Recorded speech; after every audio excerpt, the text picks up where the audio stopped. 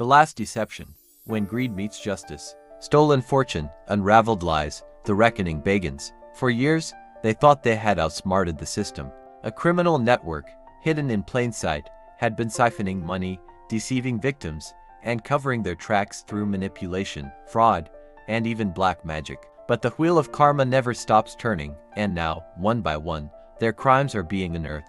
It started with a false accusation. A talented artist was accused of stealing intellectual property, but the truth, the real thieves had been stealing from them all along.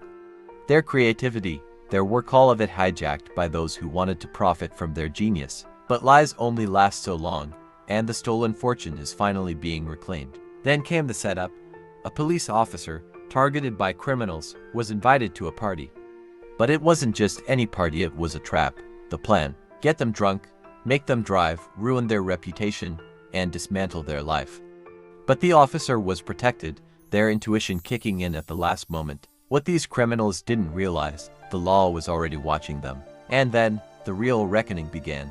An elderly figure, a so-called dark spiritualist, believed they had the key to immortality. They thought they could cheat death, defy fate, and continued their reign of deception. But the body never lies. When their diagnosis came cancer, there was no escape.